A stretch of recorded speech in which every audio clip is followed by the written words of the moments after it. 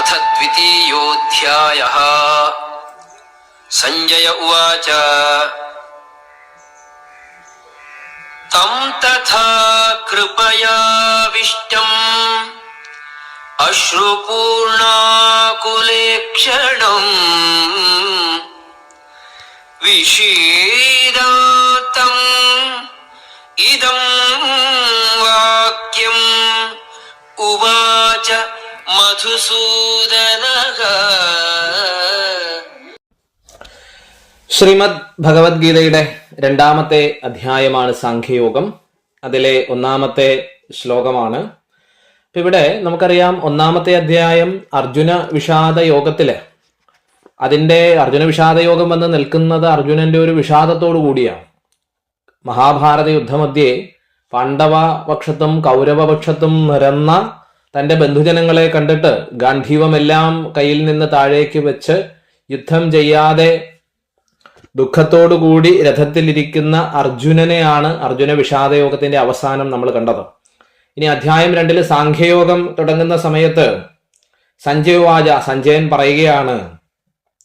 അതാണ് നമ്മൾ ഇപ്പൊ കേട്ടത്.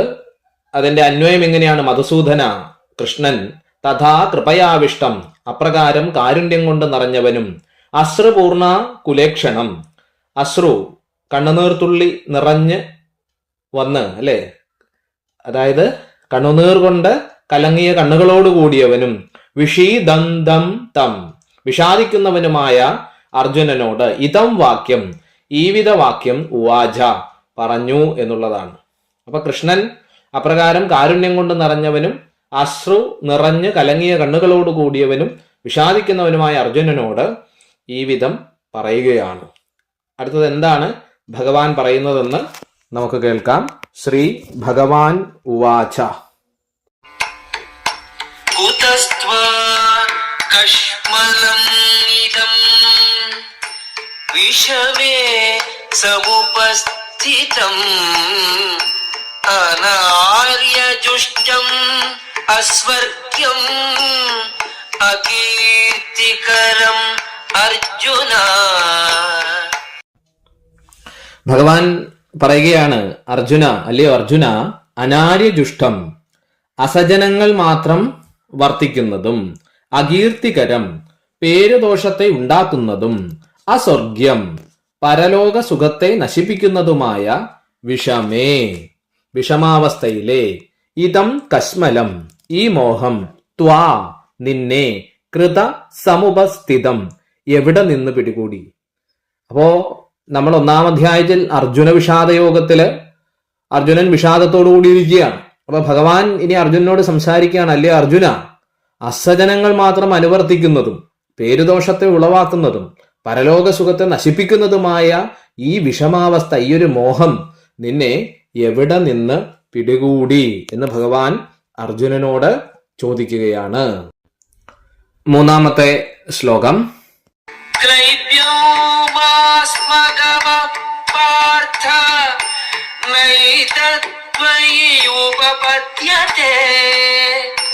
ക്ഷുദ്രം ഹൃദയ ദൗർബല്യം ത്യക്തോത്തിഷ്ഠ പരം തപാ.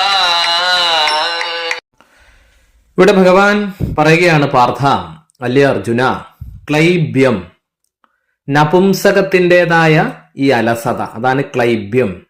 പുരുഷനുമല്ല സ്ത്രീയുമല്ലാത്ത അവസ്ഥ, അതാണ് നപുംസകാവസ്ഥ എന്ന് പറയും. അപ്പൊ ഈ അലസത നപുംസകത്തിൻ്റെതായിരിക്കുന്ന അലസതയാണ്. അകർമ്മണ്യത, ഇത് ഇത്തരത്തിലുള്ളൊരു അകർമ്മണ്യതയാണ്, കർമ്മം ചെയ്യാതിരിക്കലാണ്. മാസ്മ ഗമഹ, നീ കൈക്കൊള്ളരുത്. ത്വയി നിന്നിൽ, ഏതത് ഇത്, ന ഉപപദ്യതേ തീരെ യോജിച്ചതല്ല. പരന്തപ, പരന്തപ എന്ന് പറഞ്ഞാൽ ശത്രുക്കളെ തപിപ്പിക്കാൻ കഴിവുള്ള അല്ലയോ അർജുന. ഇത് വളരെ പ്രശസ്തമായിരിക്കുന്നൊരു ശ്ലോകമാണിത്. പല സ്ഥലങ്ങളിലും കോട്ട് ചെയ്ത് നമ്മൾ കണ്ടിട്ടുണ്ട്. ക്ഷുദ്രം ഹൃദയ ദൗർബല്യം, മനസ്സിന്റെ നിസാരമായി ബലഹീനതയെ, ത്വക്ത്വാ ദൂരെ വലിച്ചെറിഞ്ഞിട്ട്, ഉത്തിഷ്ഠ യുദ്ധത്തിനായി എഴുന്നേൽക്കൂ. ക്ഷുദ്രം ഹൃദയ ദൗർബല്യം ത്വക്തോത്തിഷ്ഠ പരം തപ എന്ന് നമ്മൾ കേട്ടിട്ടുണ്ട്. അപ്പൊ ഭഗവാൻ അർജുനോട് പറയുകയാണല്ലോ, അർജുന, നപുംസകത്തിൻ്റെതായി അലസതയും അകർമ്മ്യണ്യതയും നീ കൈക്കൊള്ളരുത്. നിന്നിൽ ഇത് തീരെ യോജിച്ചതല്ല. മനസ്സിന്റെ നിസാരമായ ഈ ബലഹീനതയെ ദൂരെ വലിച്ചെറിഞ്ഞ് പരന്തപനായ അർജുന യുദ്ധത്തിനായി നീ എഴുന്നേൽക്കൂ. ഭഗവാൻ പറയാണ്, അർജുന നീ യുദ്ധം ചെയ്യാതിരുന്നിട്ടൊന്നും കാര്യമില്ല. ഈ ഹൃദയത്തിന്റെ ഈ ഒരു ദൗർബല്യത്തെ നീ കളഞ്ഞിട്ട് യുദ്ധത്തിനായിട്ട് തയ്യാറാകാനായിട്ട് സാഖ്യയോഗത്തിലെ 3-ാം ശ്ലോകത്തില് ഭഗവാൻ അർജുനനോട് ഉപദേശിക്കുകയാണ്. അർജുന ഉവാച കഥം ഭീഷ്മമഹം സംഖ്യേ ദ്രോണം ച മധുസൂദന ഇഷുഭിഃ പ്രതിയോത്സ്യാമി പൂജാർഹൗ ഹരിസൂദന. 4-ാമത്തെ ശ്ലോകത്തിൽ അർജുന ഉവാച, അർജുനൻ പറഞ്ഞത് അതാണ് നമ്മൾ കേട്ടത്. കഥം ഭീഷ്മമഹം സംഘേ ദ്രോണശ്ച മധുസൂദന ഇഷുഭി പ്രതിയോത്സ്യാമി പൂജാർഹാവരി സൂതന. അരിസൂതന, മധുസൂദന, ശത്രുനിഗ്രഹം ചെയ്യുന്ന, ശത്രുവിനെ കൊല്ലുന്നവനായ അല്ലയോ കൃഷ്ണ, പൂജാർഹൗ പൂജിക്കപ്പെടേണ്ടവരായ, ഭീഷ്മം ച ദ്രോണം ച ഭീഷ്മരെയും ദ്രോണരെയും, സംഘേ യുദ്ധത്തിൽ, അഹം ഞാൻ, ഇഷുഭി ബാണങ്ങളെയ്ത്, കഥം പ്രതിയോത്സ്യാമി എങ്ങനെ നേരിടാനാണ്. അർജുനൻ ഭഗവാനോട് ചോദിക്കുകയാണ്, ശത്രുനിഗ്രഹം ചെയ്യുന്നല്ലയോ കൃഷ്ണ, പൂജിക്കപ്പെടേണ്ടവരായിരിക്കുന്ന ഭീഷ്മരെയും ദ്രോണരെയും യുദ്ധത്തിൽ ഞാൻ ബാണങ്ങളെയ്ത് എങ്ങനെ നേരിടാനാണ് എന്നുള്ളതാണ് ആരുടെ ചോദ്യം? അർജുനന്റെ ചോദ്യം. അപ്പൊ കൃഷ്ണൻ അർജുനനോട് പറഞ്ഞു, അർജുന ഹൃദയ ദൗർബല്യം ഒക്കെ മാറ്റിവെച്ചുകൊണ്ട് നീ യുദ്ധത്തിനായിട്ട് തയ്യാറാവുക.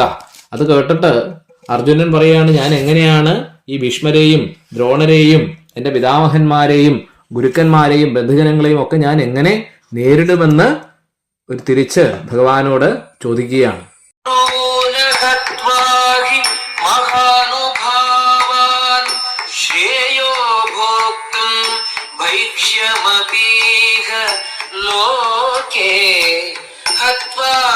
ഹത്വാർത്ഥകാമാംസ്തു ഗുരുദിഹൈവ ഭുഞ്ജേയ ഭോഗാൻ രുചിരപ്രതിഗ്ധാൻ. അടുത്ത ശ്ലോകത്തില് പറയുന്നു, ഗുരുന ഹത്വാഹി മഹാനുഭാവാൻ ശ്രേയോ ഭോക്തും ഭൈഷ്യമബീഹ ലോകേ ഹത്വാർദ്ധ കാമാംസ്തു ഗുരു നിഹൈവ ഭുഞ്ജീയ ഭോഗാൻ രുതിര പ്രതിഗ്ധാൻ. മഹാനുഭാവാൻ ഗുരൂൻ സംപൂജ്യന്മാരായിരിക്കുന്ന ഗുരുക്കന്മാരെ, അഹത്വ കൊല്ലാനിടയാകാതെ, ഇഹലോകെ ഈ ലോകത്ത്, ഭൈഷ്യം അപി ഭിക്ഷാന്നം പോലും, ഭോക്തും ഭുജിക്കുന്നത്, ശ്രേയഹി ഉത്തമം തന്നെയാണ്, ച ഇഹ ഏവ ഇഹലോകത്ത് തന്നെ, അർദ്ധകാമാൻ ധനമോഹികളായി വർദ്ധിക്കുന്ന ഗുരൂൻ ഗുരുക്കന്മാരെ, ഹത്വാത്തു കൊന്നിട്ടാകട്ടെ, രുതിര പ്രതിഗ്ധാൻ അവരുടെ രക്തം പുരണ്ട, ഭോഗാൻ ഭുഞ്ജീയ ലോകസുഖങ്ങൾ അനുഭവിക്കാം. ഇവിടെ പറയാണ്, സംപൂജ്യന്മാരായ ഗുരുക്കന്മാരെ കൊല്ലാനിടയാകാതെ ഈ ലോകത്ത് ഭിക്ഷാന്നം പോലും ഭുജിക്കുന്നത് ഉത്തമം തന്നെയാണ്. ഈ ലോകത്ത് തന്നെ ധനമോഹികളായ ഗുരുക്കന്മാരെ കൊന്നിട്ടാകട്ടെ അവരുടെ രക്തം പുരണ്ട ലോകസുഖങ്ങൾ അനുഭവിക്കാം എന്നൊക്കെയാണ് ഇവിടെ പറയുന്നത്. അപ്പൊ ഇവിടെ നമ്മൾ സാഖ്യയോഗത്തിലേക്ക് നമ്മൾ വരുമ്പോൾ വിഷാദം കൊണ്ട്, അർജുന വിഷാദ യോഗത്തിൽ നിന്നാണ് സാഖ്യത്തിലേക്ക് വന്നതെന്ന് നമ്മൾ പറഞ്ഞു. അപ്പൊ വിഷാദം കൊണ്ട് ഗാന്ധീവം താഴെ വെച്ച് യുദ്ധം ചെയ്യാതെ തേരിലിരിക്കുന്ന അർജുനനെ സാഖ്യയോഗത്തിന്റെ അധ്യായത്തിന്റെ തുടക്കത്തിൽ നമ്മൾ കണ്ട ശ്ലോകങ്ങളിൽ ശ്രീകൃഷ്ണ പരമാത്മാവ് പലവിധത്തിലുള്ള ശ്ലോകങ്ങള്, പലവിധത്തിലുള്ള കാര്യങ്ങൾ പറഞ്ഞുകൊണ്ട് അർജുനനെ യുദ്ധസന്നദ്ധനാക്കാൻ ശ്രമിക്കുകയാണ്. അപ്പൊ അതൊക്കെ കേട്ടിട്ടും അർജുനൻ പിന്നെയും ഫിലോസഫി, തത്വം പറഞ്ഞുകൊണ്ടിരിക്കുന്നതാണ് നമ്മളിവിടെ കാണുന്നത്. അടുത്ത 6-ാമത്തെ ശ്ലോകം. നചൈതദ്വിദ്മഃ കതരന്നോ ഗരീയോ യദ്വാ ജയേമ യദി വാ നോ ജയേയുഃ യാനേവ ഹത്വാ ന ജിജീവിഷാമഃ തേവ സ്ഥിതാ പ്രമുഖേ ധാർത്തരാഷ്ട്രാഃ. 6-ാമത്തെ ശ്ലോകത്തിൽ പറയുകയാണ്, യത് വാ ജയേമ, ഞങ്ങൾ കൗരവന്മാരെ ജയിക്കുന്നതാണോ? യദിവാ ന ജയേയു, അതോ കൗരവന്മാർ ഞങ്ങളെ ജയിക്കുന്നതാണോ? കതരത്ന ഗരിയ, ഏതാണ് ഞങ്ങൾക്ക് നല്ലത്? ഏതത് നജ വിദ്മഹ, അത് അറിഞ്ഞുകൂടെ തന്നെ. യാൻ ഹത്വ, ഏതൊരു കൂട്ടരെ വധിച്ചാൽ ന ജിജീവിഷാമഹ, പിന്നെ ജീവിച്ചിരിക്കാൻ നമുക്ക് ആഗ്രഹമില്ലയോ? തേ ധാർത്തരാഷ്ട്രാഹ ഏവ, ധാർത്തരാഷ്ട്രന്മാർ തന്നെ പ്രമുഖേ, നേരെ മുമ്പിൽ അവസ്ഥിത, യുദ്ധത്തിനൊരുങ്ങി നിൽക്കുന്നു. അപ്പൊ അർജുനൻ പറയുകയാണ്, ഞങ്ങൾ കൗരവന്മാരെ ജയിക്കുന്നതാണോ അതോ കൗരവന്മാർ ഞങ്ങളെ ജയിക്കുന്നതാണോ? ഏതാണ് ഞങ്ങൾക്ക് നല്ലത്? അതറിഞ്ഞുകൂടെ തന്നെ. ഏതൊരു കൂട്ടരെ വധിച്ചാൽ പിന്നെ ജീവിച്ചിരിക്കാൻ നമുക്ക് ആഗ്രഹമില്ലയോ? ധാർത്തരാഷ്ട്രന്മാർ തന്നെ നേരെ മുമ്പിൽ യുദ്ധത്തിനൊരുങ്ങി നിൽക്കുന്നു. അപ്പൊ നോക്കൂ, സ്വന്തം സഹോദരന്മാരായിരുന്നിട്ട് പോലും കുട്ടിക്കാലം മുതൽ തന്നെ പാണ്ഡവന്മാരെ കൊല്ലാൻ സദാ പ്രയത്നിച്ചു കൊണ്ടിരുന്നവരാണ് കൗരവര്. പലതരത്തിലുള്ള കാര്യങ്ങള് കൗരവന്മാർ പാണ്ഡവന്മാർക്കെതിരെ നൽകിയിട്ടുണ്ട്. ഏതെല്ലാം തരത്തിൽ ദുഃഖിപ്പിച്ചിട്ടും ചതിച്ചിട്ടും അപമാനിച്ചിട്ടും തങ്ങളുടെ സ്വജനങ്ങളാണ്, ബന്ധുജനങ്ങളാണ് എന്ന ഏക കാരണത്താൽ ധർമ്മയുദ്ധത്തിൽ പോലും കൗരവരെ കൊല്ലാൻ മടിക്കുന്ന അർജുനനെയാണ് നമ്മൾ ഈ മറുവശത്ത് കാണുന്നത്. അല്ലെ, എത്ര സാത്വികനാണ് അർജുനൻ എന്ന് നമുക്ക് മനസ്സിലാക്കും. അർജുനന്റെ മനോഭാവം ക്ഷുദ്രമായ ഹൃദയ ദൗർബല്യം മാത്രമാണെന്ന് ദൃഢമായി പ്രഖ്യാപിക്കുകയാണ് കൃഷ്ണൻ. നീ കൗരവര് നിങ്ങളോട് ചെയ്തതൊന്നും നീ മറന്നു പോകുന്നു, നിന്റേത് ഹൃദയ ദൗർബല്യം മാത്രമാണ്, നീ ഗാന്ധീവം കയ്യിലെടുക്കൂ, നീ എന്ത് ചെയ്യൂ, യുദ്ധം ചെയ്യൂ. അപ്പോൾ ഈ നിലയിൽ ശുദ്ധബുദ്ധിയായിരിക്കുന്ന അർജുനന്റെ നിശ്ചയം വീണ്ടും വീണ്ടും ഉലയുകയാണ്. സംശയഗ്രസ്തമായിരിക്കുന്ന അർജുനന്റെ മനസ്സ് അത് തന്റെ അറിവില്ലായ്മയെ കുറിച്ചിട്ടുള്ള ബോധ്യമായതോടെ സർവാത്മന സത്യദർശിയായ ഗുരുവിനെ ശരണം പ്രാപിക്കുകയാണെന്ന് കൂടി നമുക്ക് ഇവിടെ കാണാൻ പറ്റും. അതാണ് ഈ ശ്ലോകത്തില് നമുക്ക് കാണാൻ സാധിക്കുന്നത്. അതിന്റെ തുടർച്ചയെന്നോണം 7ാമത്തെ ശ്ലോകം വരുന്നു.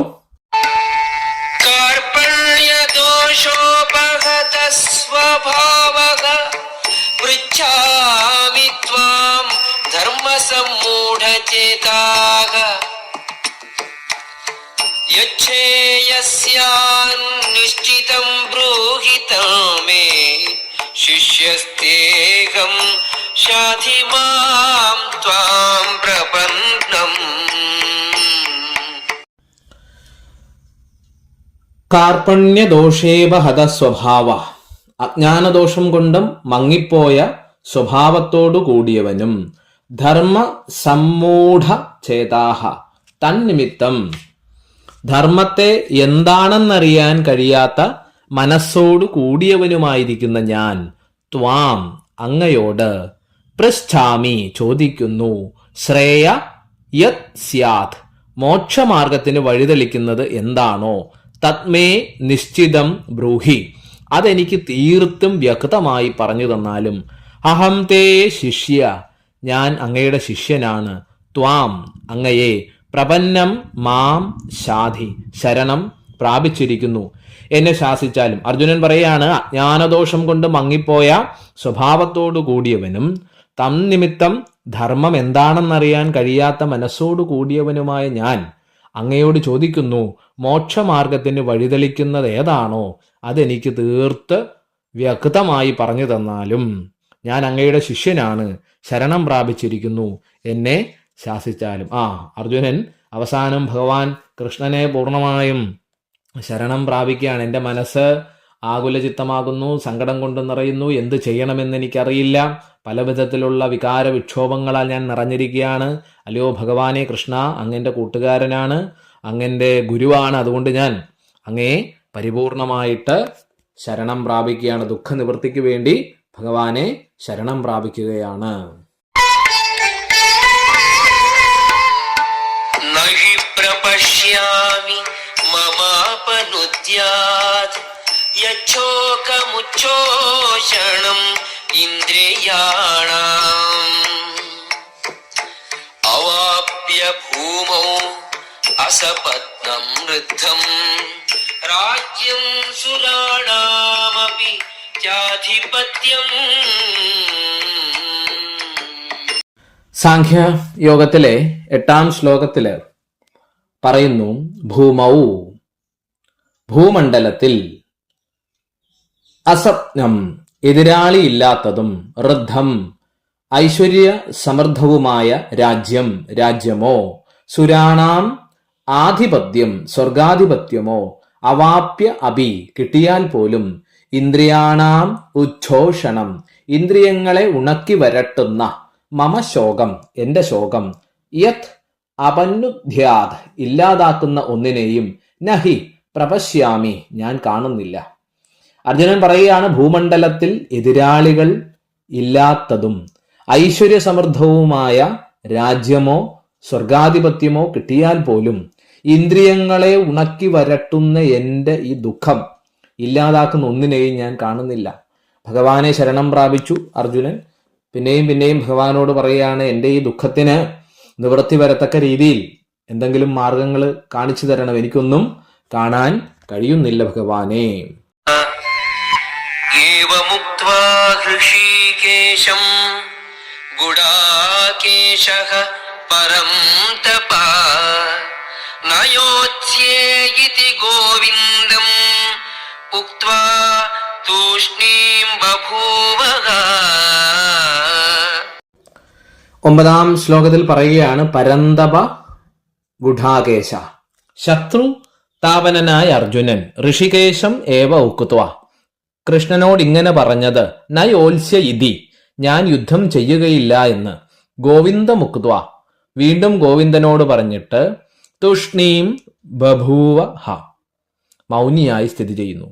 ശത്രുതാപനനായ അർജുനൻ കൃഷ്ണനോട് ഇങ്ങനെ പറഞ്ഞ ശേഷം ഞാൻ യുദ്ധം ചെയ്യുകയില്ല എന്ന് വീണ്ടും ഗോവിന്ദനോട് പറഞ്ഞിട്ട് മൗനം അവലംബിച്ചിരിക്കുകയാണ്. അപ്പൊ പിന്നെയും ദുഃഖം വരുന്നു, ഭഗവാനെ ആശ്രയിക്കുന്നു, എനിക്ക് ഉപദേശം തരാൻ പറയുന്നു, വീണ്ടും ദുഃഖിക്കുന്നു. മൗനിയായിട്ടിരിക്കുന്ന അർജുനനെയാണ് നമ്മൾ ഇവിടെ കാണുന്നത്.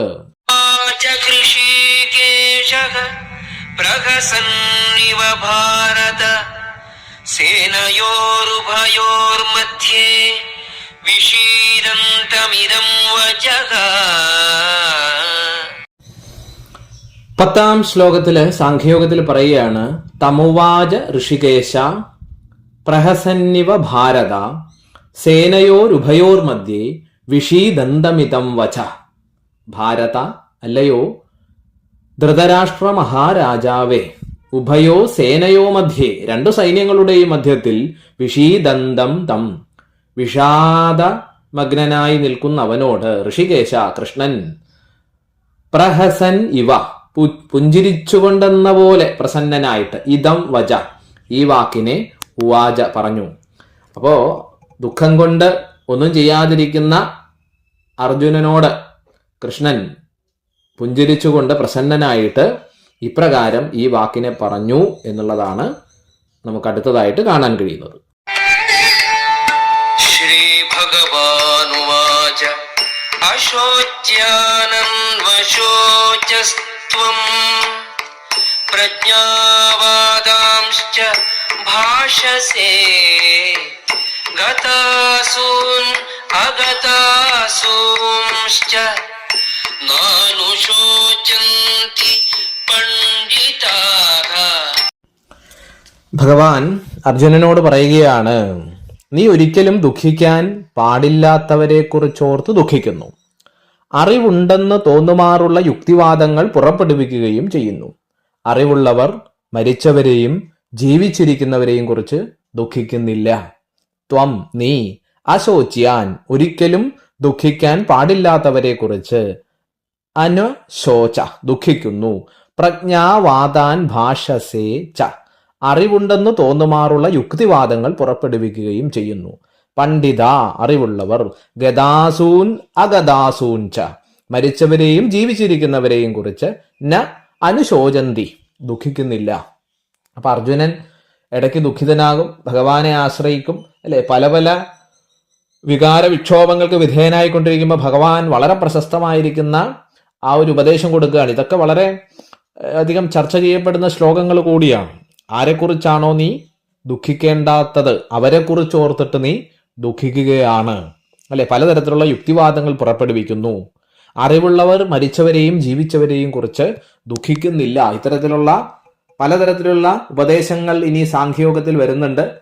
അത് അർജുനനോട് മാത്രം പറയുന്നതല്ല. ഈ ആധുനിക കാലത്ത് ജീവിക്കുന്ന നമ്മളും ഭഗവത്ഗീതയെ പഠിക്കുമ്പോൾ നമ്മളുടെ ജീവിതത്തിന്റെ ഓരോ സന്ദർഭങ്ങളിലും, നമ്മളെ വ്യക്തിബന്ധങ്ങളിൽ, കുടുംബ ബന്ധങ്ങളിൽ, സാമാജിക ബന്ധങ്ങളിൽ, നമ്മളെ രാഷ്ട്രത്തിന്റെ കാര്യങ്ങളിലൊക്കെ നമ്മൾ ഏർപ്പെടുമ്പോൾ പലതരത്തിലുള്ള വികാര വിക്ഷോഭങ്ങളും ദുഃഖങ്ങളും ആശങ്കകളും പ്രതിസന്ധികളും പ്രകോപനങ്ങളും പരീക്ഷണങ്ങളും ഒക്കെ നമ്മുടെ ജീവിതത്തിൽ ഉണ്ടാകാറുണ്ട്. അപ്പൊ ആ സമയത്തൊക്കെ ഗീത നമ്മൾ ആഴത്തിൽ പഠിച്ചു കഴിഞ്ഞാൽ അതിനുള്ള ഉത്തരം ഭഗവാൻ ദുഃഖിച്ചിരിക്കുന്ന അർജുനനോട് പറഞ്ഞതുപോലെ നമുക്കും ഭഗവത്ഗീത പഠിച്ചു കഴിഞ്ഞാൽ ആ ഓരോ പ്രതിസന്ധി ഘട്ടങ്ങളിലും ശരിയായിരിക്കുന്ന ഉപദേശം നമ്മളുടെ ഉള്ളിൽ നിന്ന് ലഭിക്കും എന്നുള്ളത് കൂടി നമ്മൾ മനസ്സിലാക്കണം.